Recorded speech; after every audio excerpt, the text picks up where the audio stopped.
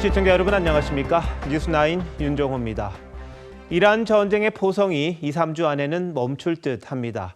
도널드 트럼프 미국 대통령이 해당 시점에 이란에서 철수하겠다고 선언한 건데 당장 믿기 어려우실 겁니다.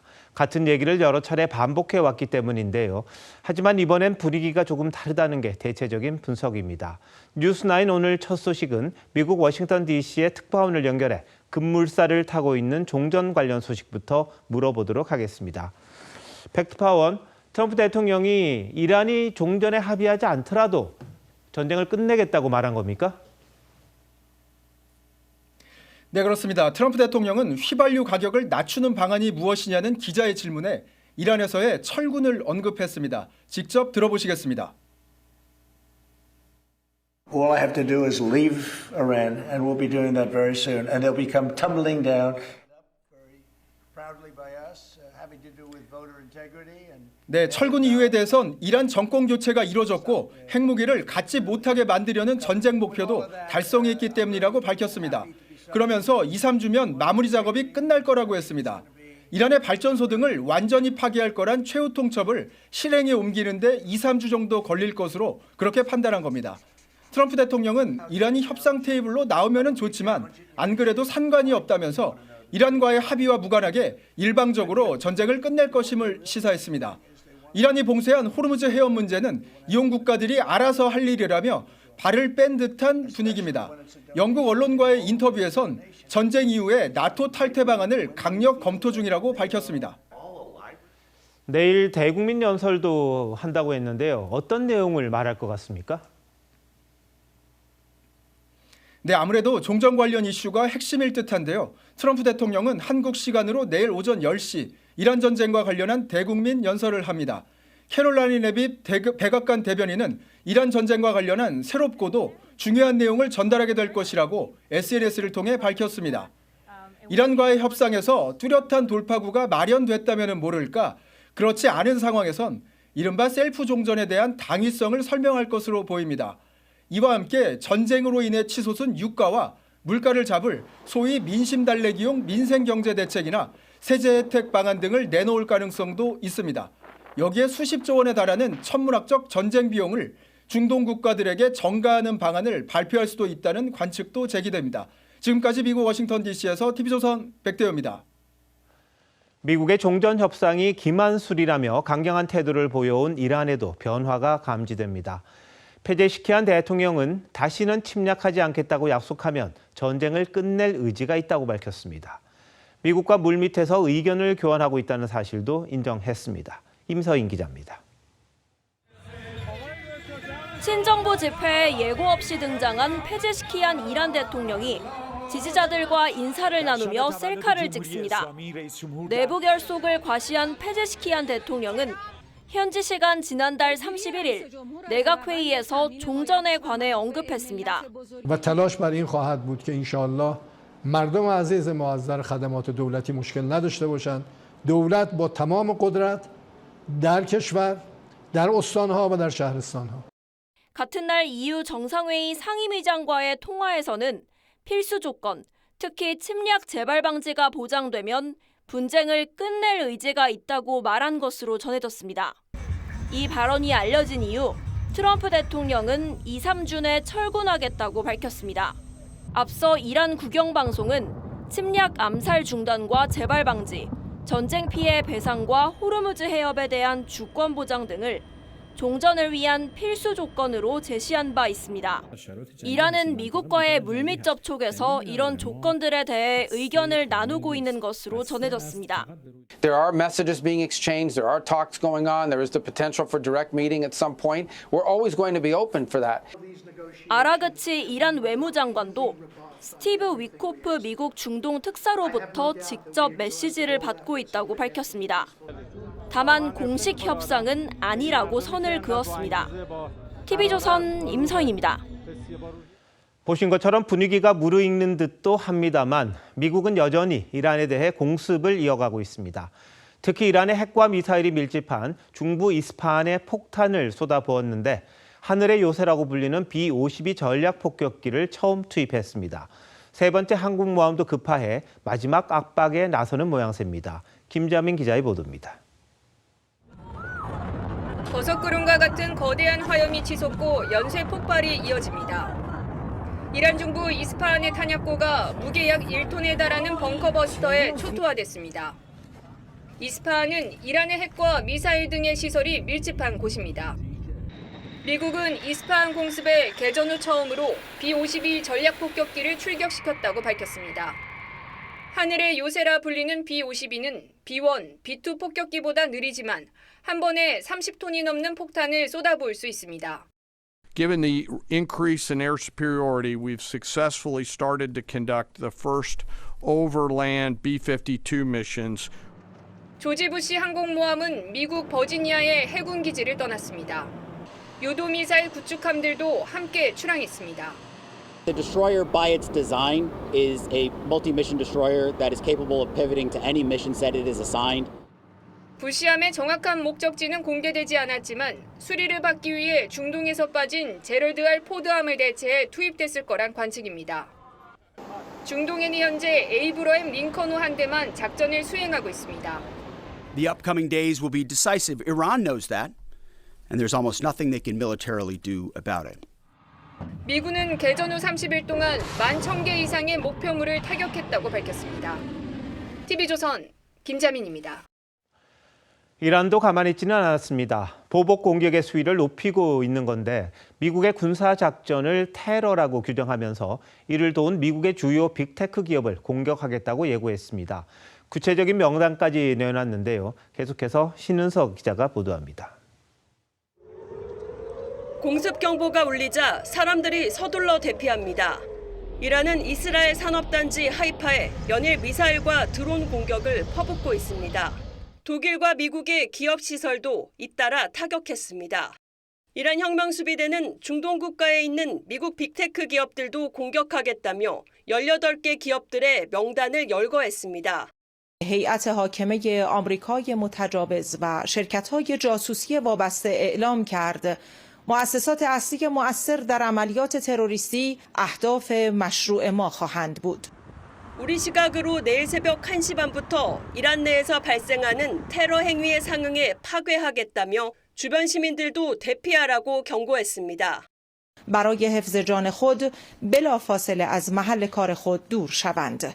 ساکنان اطراف این شرکت‌های تروریستی در تمام کشورهای منطقه نیز تا شعاع 1 کیلومتری محل خود را ترک کنند و به جای امن بروند. 이란은 하르그 섬에서 진행된 군사열 장면을 공개하며 결사항전 의지를 나타냈는데 어린이들까지 동원된 모습이 포착됐습니다. 이란 최고 지도자 모즈타바 하메네이는 이스라엘과 미국에 맞서는 저항을 계속 지원하겠다고 밝혔습니다. 이라크에서는 미국인 여기자가 납치됐는데 미국은 이라크 내 친이란 민병대의 소행으로 의심하고 있습니다. 이스라엘은 이란과 친이란 무장정파 헤즈볼라의 레바논 거점을 폭격하면서 전쟁은 끝나지 않았다고 강조했습니다. TV조선 신은서입니다. 트럼프 대통령이 미국은 호르무즈와 상관이 없다고 말하면서 호르무즈 선박 통행료가 현실화될 가능성이 커졌습니다. 구체적으로 얼마가 부과될지, 부과되면 우리 경제에 어떤 영향을 미칠지 황병준 기자와 따져보겠습니다. 황 기자, 먼저 이란이 징수하겠다는 통행료는 얼마입니까? 이란이 구체적으로 얼마를 걷겠다 이렇게 공시를 한 건 아직 아니고요. 현지 언론 보도 등을 통해 나온 분석을 종합해 보면요. 한 척당 약 200만 달러의 통행료가 부과될 거란 전망이 가능합니다. 예상되는 연간 수익이 1,000억 달러, 우리 돈 150조 원이라는 현지 언론의 분석에서 출발을 합니다. 전쟁 발발 전에 호르무즈 해협을 통과한 선박이 하루 평균 140척 정도라고 합니다. 계산을 해보면 1년에 5만여 척이 되고 한 척당 200만 달러라는 수치가 나오는 겁니다. 근데 보통 선박 한 척에 석유가 얼마나 실리는 거죠? 초대형 유조선을 기준으로 통상 200만 배럴이 실립니다. 200만 배럴에 200만 달러, 1배럴에 1달러 꼴이죠. 1배럴은 159리터인데 오늘 환율로 비교하면 1리터에 9.4원인 셈입니다. 자, 그러니까 호르무즈 통행료가 부과가 되면 리터당 한 10원 정도가 오른다, 이렇게 봐야 하는 겁니까? 네, 현 시점에서 단순 계산하면 그렇다는 얘기고요. 이란이 통행료를 더 올리거나 적재 용량이 적은 유조선에도 똑같이 수백만 달러를 부과하면 얘기가 달라집니다. 전문가들 사이에선 이란이 통행료를 지렛대로 협상에 나설 가능성이 큰 만큼 통행료는 비싸질 수 있고 유가도 더 올라갈 수 있다는 분석이 나옵니다. 생존을 위해서도 돈을 받아야 될 거고 거기에 중거점을 만들기 위해서 통행세와 이런 것들 150조 안 받으면 우리는 계속 이렇게 할 수밖에 없다라는 걸 계속 메시지를 보내고 있는 거다. 이란은 그럼 실제로 통행료를 언제부터 부과할 걸로 보입니까? 통행료 법안은 현재 이란 의회의 국가안보위원회를 통과한 상태고요. 본회의 투표와 헌법수호위원회 검토, 대통령 서명이라는 절차가 남아 있습니다. 형식적 절차여서 실제 공표되기까지는 시간 문제라는 분석이 나오고 있습니다. 통행료가 현실화되면 주변국들이 가만히 있지는 않을 것 같은데요. 혹시 국제법상으로도 문제가 되지는 않습니까? 말씀하신 대로 이란이 통행료 법안을 공표한다고 해도 국제법과 충돌할 소지가 큽니다. 호르무즈 해협은 이란의 영해가 아닌 국제 해협입니다. 국제법상 이 해협에선 모든 선박과 항공기는 방해받지 않고 지날 수 있는 통과 통항권을 갖습니다. 해협과 가까운 연안국이라 하더라도 다른 나라 선박에 통행료를 부과할 법적 근거는 없다는 거죠. 하지만 이란이 선례가 되면 문제가 복잡해집니다. 예멘의 후티 반군이 홍해에서 통행료를 받겠다고 나서거나 하다못해 이집트가 수에즈 운하의 통행료를 갑자기 3배에서 4배로 올리는 경우가 생길 수도 있습니다. 반면에 통행료 징수를 찬성하는 국가도 있는 것 같습니다. 파키스탄과 튀르키예, 이집트, 사우디아라비아 등 이미 4개국이 동조하고 있습니다. 하지만 호르무즈를 사이에 두고 이란과 마주하고 있는 아랍에미리트는 동맹국들과 협력해 해협을 무력으로 개방하기 위한 연합군 구성을 추진하는 것으로 알려졌습니다. 실제로 호르무즈 통행료가 생긴다면 우리 경제에 상당한 영향을 미칠 것 같은데 이 대책이 좀 있어야겠군요. 황 기자 잘 들었습니다.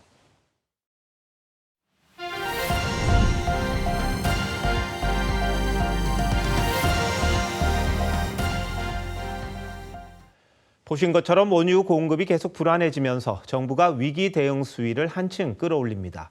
원유 위기 경보를 격상하고 공공기관 승용차 5부제를 2부제, 즉 홀짝제로 강화합니다. 민간에 대해서도 제한을 하는데 실효성 논란은 있습니다. 윤우리 기자가 보도합니다. 정부 서울청사 정문 앞, 수요일인 오늘 차량급 번호가 3번, 8번인 차량의 출입이 통제됩니다. 공공기관 차량 5부제가 시행 2주 만인 오는 8일 2부제, 즉 홀짝제로 강화됩니다. 홀수일엔 차량 번호 끝자리가 홀수, 짝수일엔 짝수인 차량만 운행할 수 있습니다. 출퇴근 차량뿐만 아니라 공용차 일괄 적용되고 기존 5부제에서 제외됐던 장애인 차량, 전기차 등은 그대로 제외가 됩니다. 초고유가로 씨름하던 지난 2008년 공공기관에 1년 동안 시행됐던 홀짝제가 사실상 18년 만에 다시 도입되는 셈입니다. 이는 잠시 뒤 자정을 기해 내려지는 원유에 대한 위기 경보가 주의에서 경계로, 천연가스는 관심에서 주의로 각각 격상하는 데 따른 겁니다. 민간에 대한 승용차 5부제는 자율적으로 시행되지만 공공기관이 운영하는 전국 3만 곳의 공영주차장은 5부제 방식으로 출입을 제한합니다. 앞서 이재명 대통령도 검토를 제안한 바 있습니다. 그 중간 단계쯤으로요. 공영주차장, 주차장에서는 그런 데 살짝 제약을 하는 것도 그건 검토를 한번 해보세요. 다만 공영주차장 5부제를 통한 석유 절감 효과는 월 5천에서 2만 7천 배럴 정도로 예상돼 전체 소비 규모에 비해 제한적이라는 지적도 나옵니다. TV조선 윤유리입니다. 중동 사태로 불거진 원자재 가격 급등이 의료계로도 확산됐습니다. 당장 일부 업체가 일회용 주사기 그리고 주사 바늘 가격을 올리겠다고 통보했는데 최홍국 기자가 현장을 취재했습니다. 한 의료기기 업체가 최근 병원들에 보낸 공문입니다. 중동 지역 긴장 고조로 원자재 가격 폭등과 공급 불안정이 심화되고 있다며 단가 인상이 불가피하다고 적혀 있습니다. 오늘부터 일회용 주사기와 주사바늘 전품목의 가격을 최대 20% 인상한다는 내용입니다. 원료 자체가 석유화학 제품들이 90%예요. 원료 공급이 계속 단가가 올라가고. 이에 따라 일회용 주사기 한 개의 가격은 4원에서 최대 20원까지 올랐습니다. 일회용 주사기는 원유에서 추출된 나프타를 이용해 만들어집니다. 주사기는 약물 주입과 체열 등으로 가장 많이 소비되는 의료기기 중 하나입니다. 병원들은 가격 인상에 이어 공급 부족 사태까지 우려하고 있습니다. 환자들의 체열이나 주사 환자의 투석 과정에 있어서 꼭 필수적인 장비입니다. 이런 사태가 장기화되면서 많은 회원들이 불안해하고 있습니다. 건강보험에서 주사비는 1,000원 안팎으로 고정돼 있어 주사기 가격 인상분은 개별 병원의 부담입니다. 하지만 사태가 장기화할 경우 결국 비급여 항목으로 환자에게 부담이 전가될 우려도 나옵니다. 주사기뿐 아니라 수술용 장갑과 영양 튜브 등도 공급 불안이 커지면서 일부 병원은 사재기에 나서고 있습니다. 복지부는 비상 대응반을 가동해 불법 행위를 단속할 예정입니다. TV조선 최원국입니다. 다주택자에 대한 추가 대출 규제 방안이 나왔습니다. 금융당국이 지난해 이미 신규 주택담보대출을 차단했었는데 만기 연장을 해주지 않기로 한 겁니다. 일부 예외를 인정하긴 했습니다만 다주택자들이 집을 팔도록 해 집값을 잡겠다는 의도로 풀이됩니다. 먼저 송병철 기자입니다. 이번 대출 규제가 겨냥하고 있는 것은 수도권과 경기 핵심 지역 등 규제 지역의 아파트를 보유한 다주택자입니다.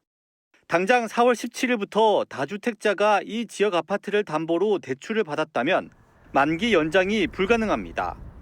임대 등록을 하지 않은 개인이나 임대 사업자가 모두 포함됩니다.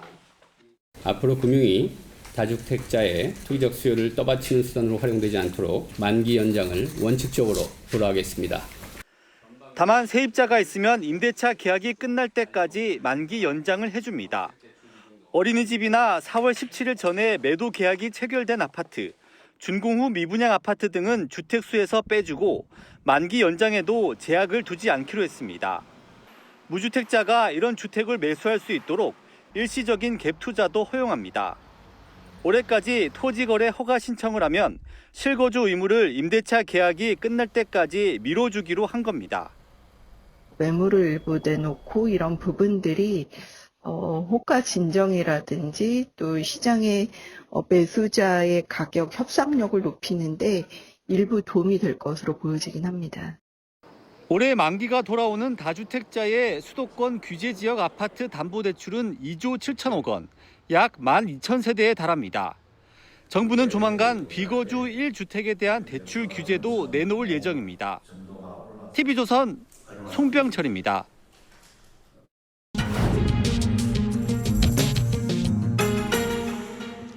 다주택자에 대한 양도세 중과에 이어 추가 대출 규제까지 나오면서 파장이 만만치 않을 걸로 보입니다. 이번 대책이 시장에 어떤 영향을 미칠지 경제부 이정현 기자와 뉴스더에서 더 알아보도록 하겠습니다. 이 기자, 이번 대책으로 다주택자에 대해서 주택담보대출 완전히 막힙니까? 네, 그렇진 않습니다. 우선은 수도권 조정 대상 지역에 있는 아파트만 대상입니다. 빌라나 다세대 주택 등은 기존대로 대출 만기 연장이 가능합니다. 집값을 불안하게 만드는 게 아파트에 있다는 인식과 함께 빌라나 다세대는 임대차 시장에서 공급 역할을 한다는 걸 감안한 조치로 보입니다. 자, 근데 주택담보대출 보통 30년 내지 40년 이렇지 않습니까? 그런데 효과가 있을까요? 예, 지금 말씀하신 부분은 일반 다주택자들의 경우입니다. 오늘 정부 대책은 주택 임대사업자를 겨냥한 거란 해석이 많습니다. 주택 임대사업자의 주담대는 가계대출이 아니고 사업자 대출로 분류됩니다. 만기도 일정 기간이 지나면 해마다 연장을 해야 합니다. 올해 만기가 돌아오는 다주택자 매물 12,000세대도 대부분 임대사업자 매물로 알려졌습니다. 결국 의무 임대 기간이 끝난 임대사업자가 서둘러서 매물을 내놓도록 하겠다는 게 정부의 의도입니다. 자, 근데 정부 입장은 이런 것 같아요. 아파트 매물이 나오면 집값이 떨어질 거다 이렇게 보는 것 같은데 시장 반응은 어떻습니까? 네, 전문가들의 반응은 대체로 회의적입니다. 공급을 늘리지 못하는 상황에서 나온 고육지책이라는 평가입니다. 단기간에 매물이 나오고 당장은 가격이 떨어질 수 있지만 반짝 효과에 그칠 거란 분석입니다. 또 매물이 나오더라도 선호 지역이 아니라 서울 외곽이나 경기도 지역에 국한될 거란 관측이 많습니다. 가장 큰 문제는 다주택자 매물이 매수 시장으로 가면서 전월세 매물은 줄게 된다는 겁니다. 가뜩이나 전월세 난이 심각해지는데 서민들의 주거 불안이 심해질 거란 우려도 나옵니다. 전세 시가 많은 상황에서 다주택자들을 규제하게 되면 결국에는 임차인한테도 변가가 되고 세입자들이 집을 사기에는 여전히 대출 문턱이 상당히 높고요. 주거 환경이 훨씬 더 열악해질 것으로 예상됩니다. 근데 이런 말도 있어요. 정부가 사업자 대출을 전수조사하겠다 이랬잖아요. 어떤 의도입니까? 네, 정부는 지금 주택이나 상가 등을 담보로 해서 사업자 대출을 받아서 집을 사는 경우가 많다고 보고 있습니다. 실제로 지난해 하반기만 하더라도 사업자 대출로 집을 산 경우가 127건에 달했습니다. 정부는 2021년 이후 사업자 대출을 전수조사해서 편법이 확인될 경우 수사기관에 통보할 예정입니다. 대출 제한도 지금은 해당 금융사의 사업자 대출만 1년간 제한됐는데 이제는 모든 금융권의 모든 대출을 3년간 차단할 예정입니다. 다만 다주택 임대사업자가 주택을 담보로 사업자 대출을 받은 뒤에 상가 임대 등에 쓰이는 건 허용하지 않기로 해서 논란도 예상됩니다. 네, 부동산 투기 당연히 뿌리 뽑아야 하는데 이 시장 원리를 벗어나서 지나치게 규제하면 또 부작용도 있지 않겠습니까? 정부가 그건 알겠죠? 네. 이 기자 잘 들었습니다.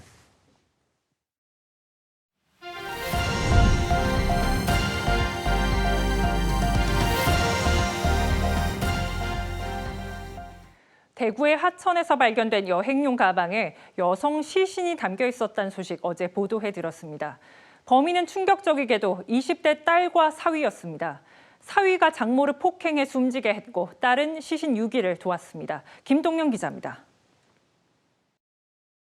후드티에 녹색 점퍼를 맞춰 입은 남녀가 시장 골목을 걸어갑니다. 여행 가방을 끌고 대낮도심 한복판을 유유히 가로지릅니다. 50대 여성을 살해하고 하천에 버린 20대 부부입니다.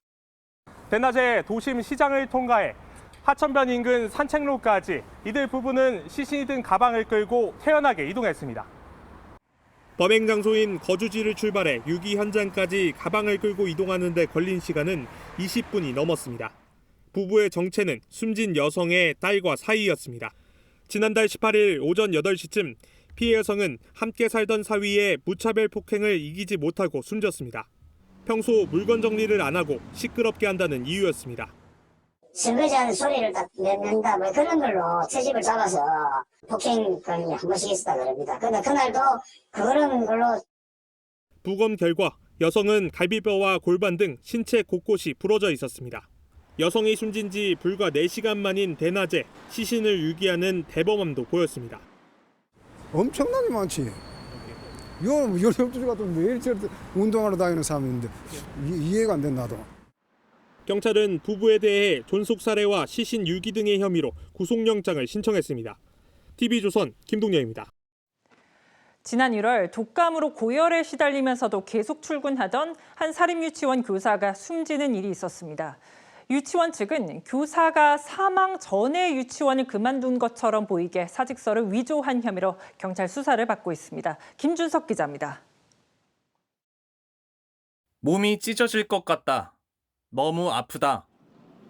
지난 1월 27일 B형 독감 확진을 받은 20대 유치원 교사가 남긴 메시지입니다. 39도를 넘나드는 고열에 시달리면서도 사흘간 출근을 강행해야 했습니다.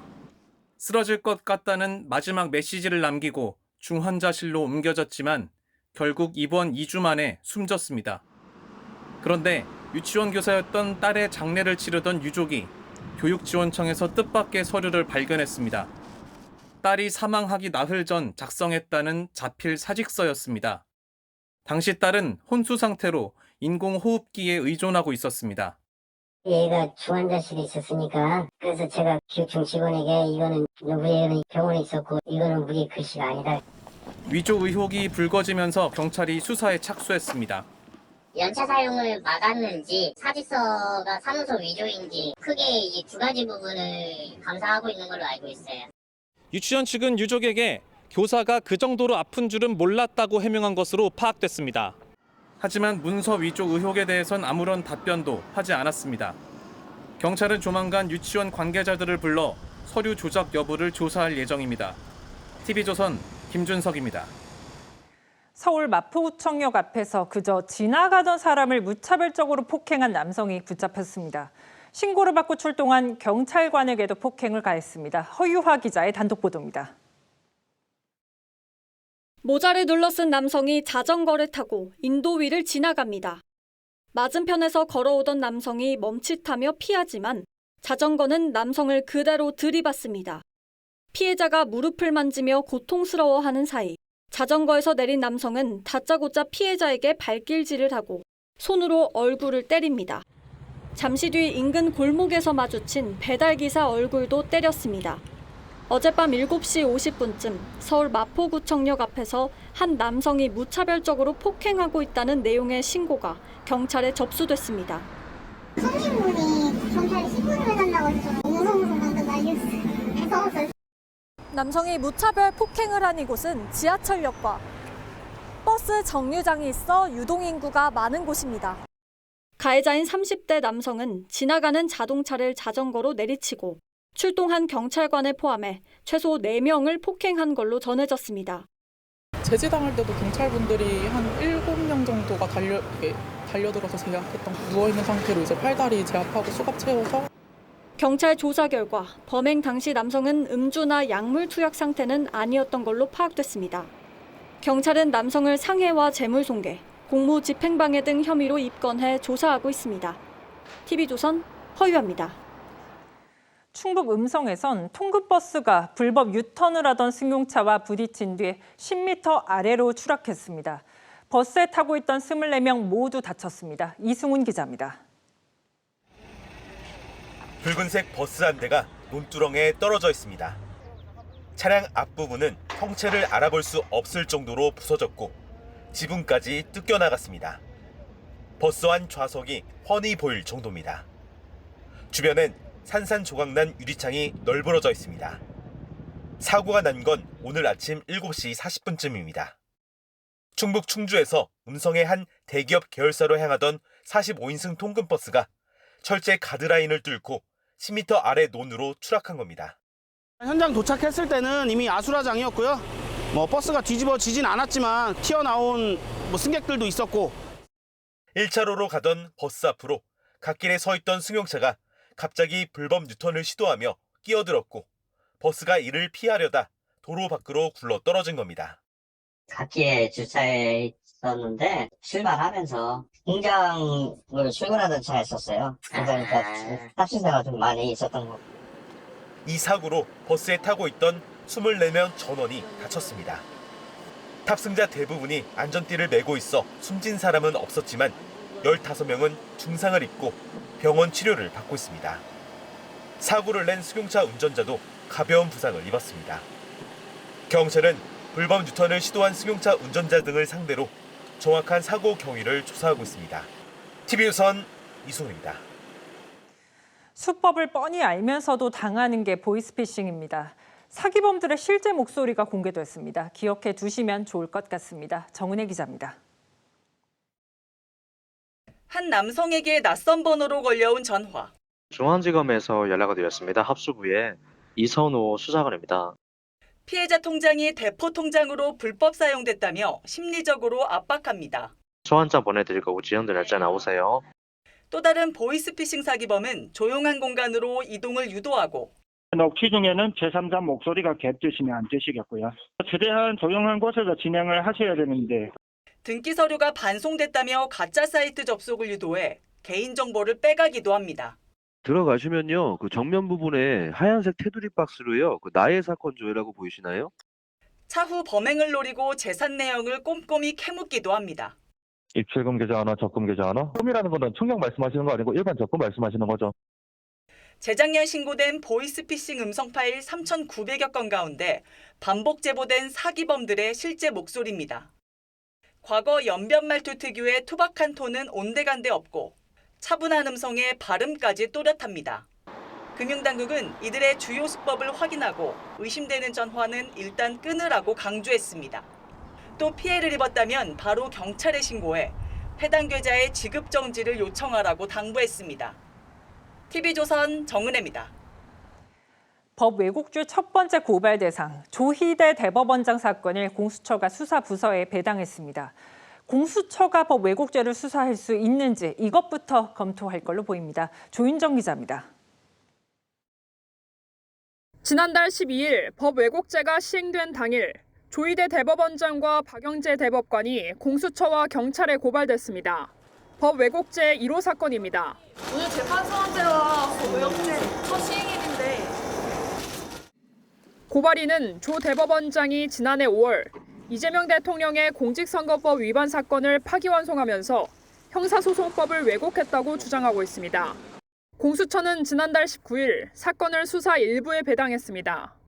공수처 관계자는 본격적으로 수사에 착수한 건 아니라며 법 왜곡죄로 수사할 수 있는지 등 사건 처리 방향은 검토해봐야 한다고 했습니다.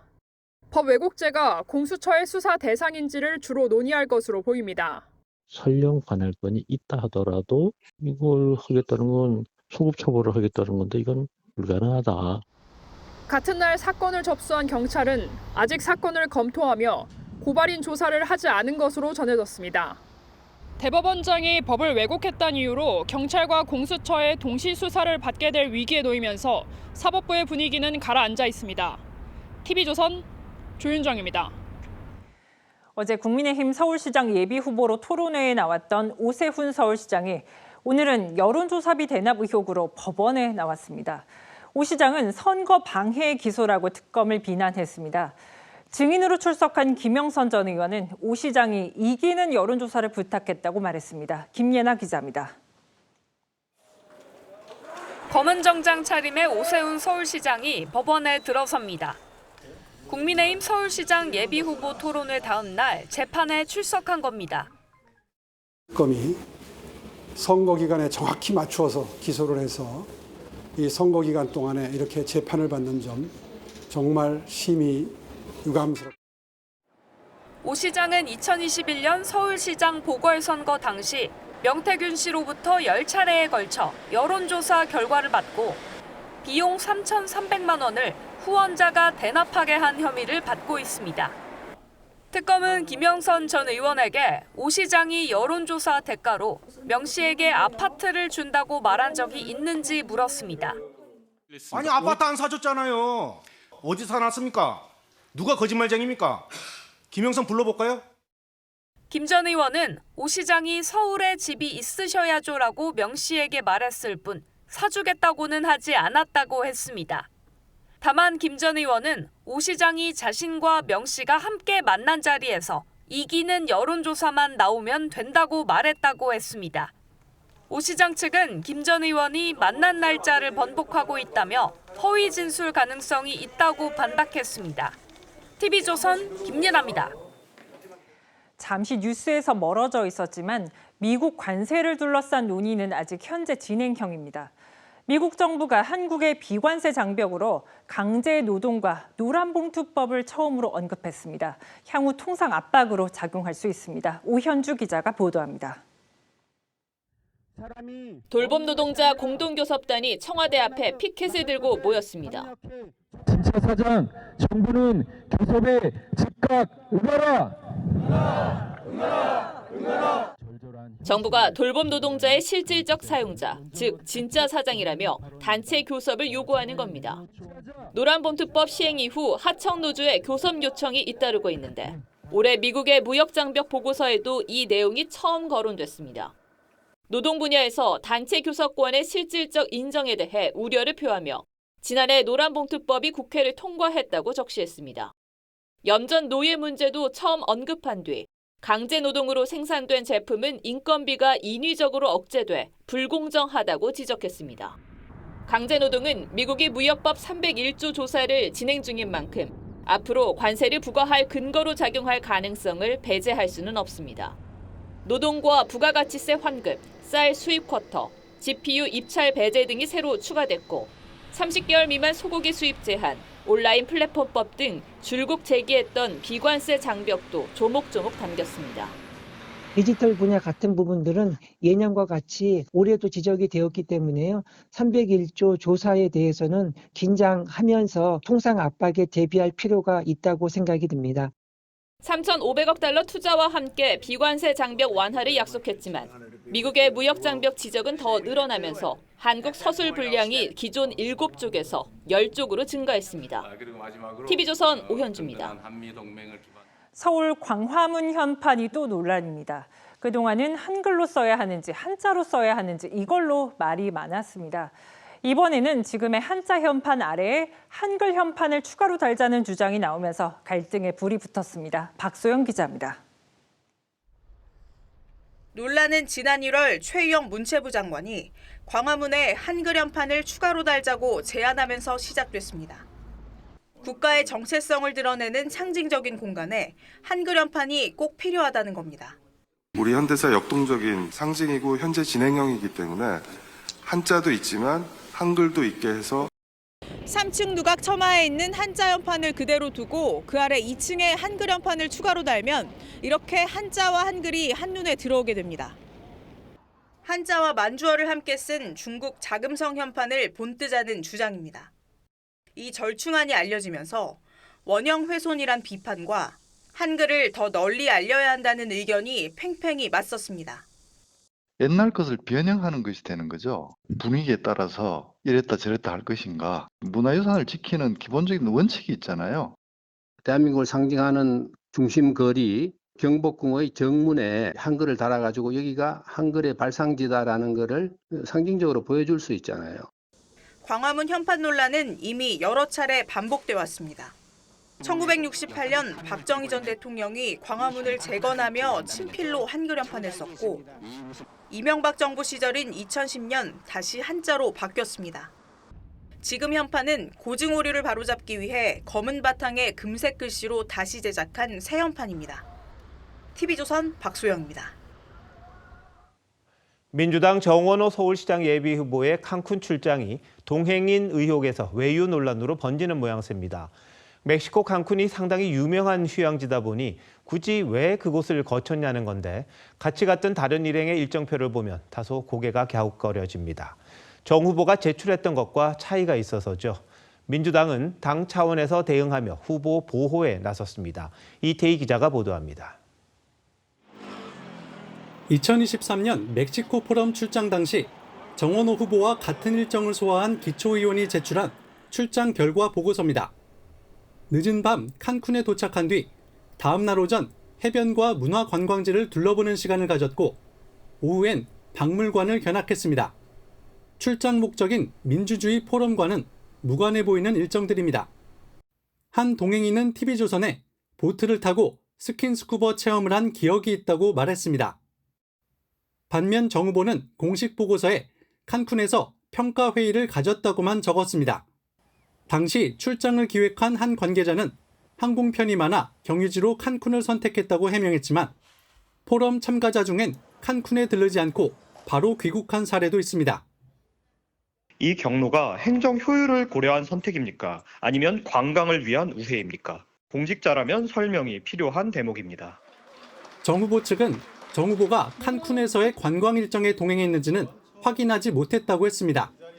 민주당은 앞서 출장 의혹을 처음 제기한 국민의힘 김재섭 의원을 향해 여성 공무원과 단둘이 여행을 간 것처럼 묘사했다며 당 차원의 고발을 검토하겠다고 했습니다. 그 내용을 설명을 해줬다는 겁니다. 일부러 흠집 내기 위해서 한 거다라고 봐서 고발을 조치를 취했습니다. 경선 경쟁자인 전현희 후보도 자극적 표현과 왜곡된 프레임으로 후보를 흠집내려는 정치 공세라고 비판했습니다. TV조선 이태희입니다. 재선에 도전하는 김관영 전북지사가 지역 청년들에게 현금을 직접 나눠주는 CCTV 영상이 공개돼 논란입니다. 김 지사는 문제가 있다고 판단해 즉시 회수했다고 했지만 민주당 정청래 대표는 긴급 윤리감찰을 지시한 데 이어 잠시 전 비공개 최고위원회의를 소집했습니다. 뭔가 조치가 나올 수도 있어 보입니다. 한송원 기자의 보도입니다. 웃으며 술잔을 부딪히고 팔을 걸고 기념사진도 찍습니다.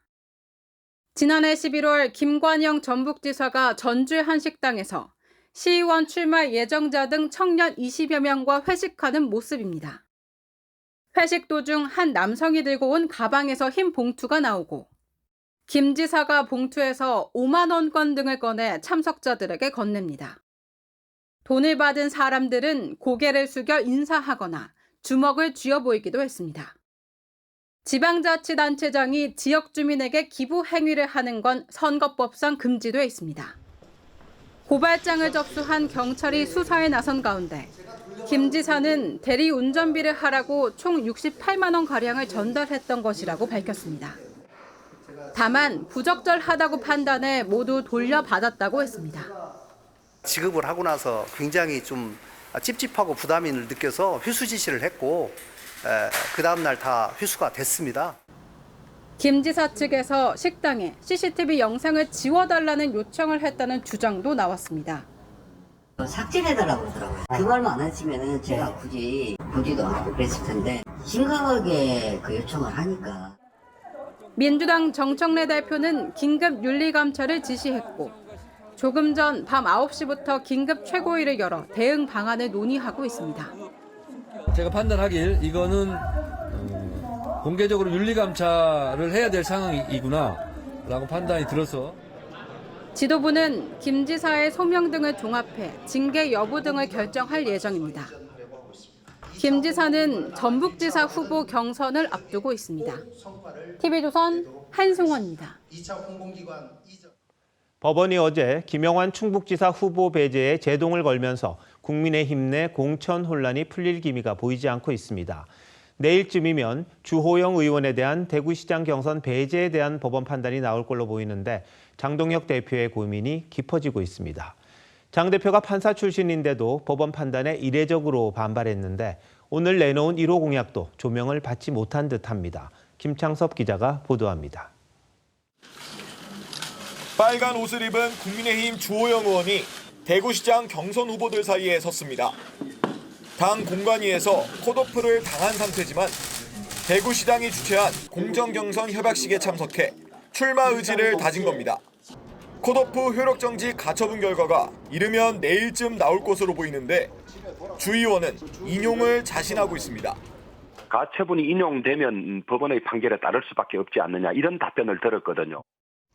어제 법원이 김영환 충북지사가 낸 컷오프 효력정지 가처분을 인용하면서 충북 지역 공천 혼선은 더 커졌습니다. 추가 공모에 응했던 김수민 전 의원은 후보에서 사퇴했고 김 지사는 무소속 출마까지 언급하며 경선 참여를 요구했습니다. 너무 어처구니 없는 불공정이 초래된다고 할 때는 무소속 출마는 당연히 열어놓고 생각하고 있다. 장동혁 대표는 법원이 정치에 개입한다며 공개 반발했습니다. 그리고 4선 박덕흠 의원을 새 공천관리위원장으로 선임해 혼란 수습에 나섰습니다. 재판장이 국민의힘에 와서 공관위원장과 윤리위원장을 하시면 될 것 같습니다. 이런 상황에서 국민의힘은 서울에서 주변 시사의 50% 수준으로 장기 전세주택을 공급하는 내용의 지방선거 1호 공약을 발표했습니다. 신혼 부부에 대한 1% 초저리 대출과 출산 시 원리금을 감면하는 내용도 담겼습니다. TV조선 김창섭입니다. 전 세계를 강타한 K-팝 데몬 헌터스의 제작진이 한국에 왔습니다. 제작이 확정된 시즌2에서도 한국적인 정서로 승부하겠다고 밝혔습니다. 윤재민 기자입니다. 미국에서 골든글로브와 그래미는 물론 오스카 2관왕까지 휩쓴 캐데언의 주역들. 오스카 트로피를 들고 말 그대로 금이 환영했습니다. 세계적인 톱스타들 앞에서 자신의 노래 골든으로 축하 공연을 펼친 작곡가 겸 가수 이재는 믿을 수 없는 경험이었다고 말문을 열었습니다. 살면서 리오나르도 디카프리오가 라이트스틱을 들을 줄이 정말 신기했어요. 이렇게 모든 배우분들이 다 이렇게 들고 있으니까. 오스카 축하 무대엔 한복을 입은 무용수는 물론 북과 장구를 동원한 국악까지 등장했습니다. 이제는 한국인으로서 자랑스러운 순간이었다며 무대에 오르기 전부터 자신감이 생겼다고 덧붙였습니다. 캐데언은 여세를 몰아 최근 2년 뒤 개봉을 목표로 시즌2 제작이 확정됐습니다. 제작진은 한국적인 색채를 계속 이어가겠다는 뜻을 분명히 했습니다. The authenticity is the Koreanness is the soul of the movie on every level, from the girls' characters to the music to the mythology. 이를 위해 한국 문화를 알릴 수 있는 소재를 계속 찾고 있다고 설명했습니다. 트로트는 좀 우리나라의 좀 독특한 그런 스타일이고 해서 세계 더 알려주고 싶고. 다만 시즌2의 줄거리나 방향성에 대해선 아직 구체적으로 결정된 건 없다며 말을 아꼈습니다. TV조선 윤재민입니다.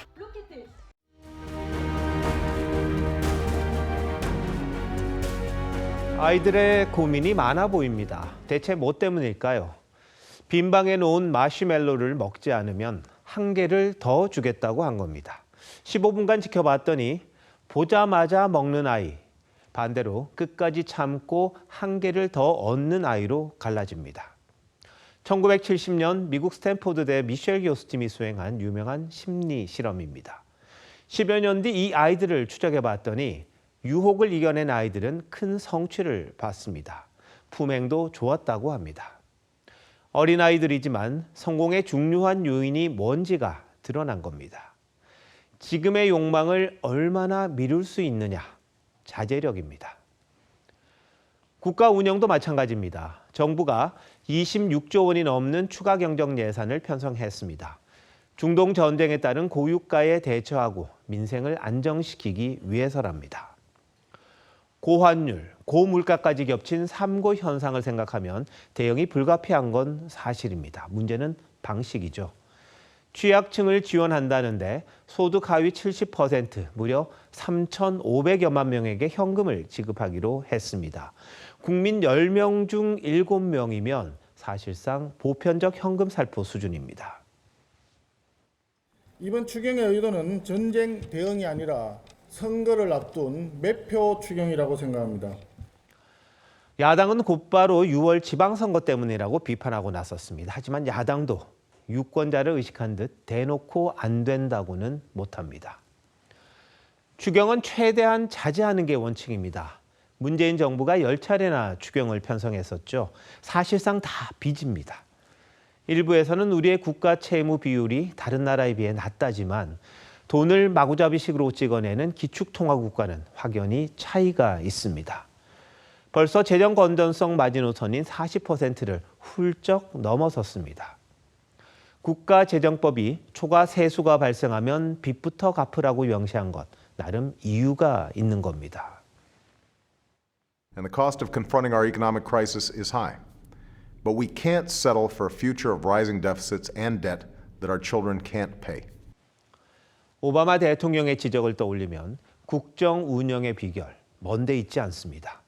우리 아이들의 미래를 빼앗지 않는 책임감, 어려울 때 허리를 졸라매는 자제력입니다. 과거 출산율을 줄이려고 내세웠던 표어가 떠오릅니다. 덮어놓고 낳다보면 거짓골을 못 면한다. 덮어놓고 펑펑 쓰면 같은 꼴이 됩니다. 4월 1일 윤종호 앵커 칼럼, 미래를 먹다였습니다.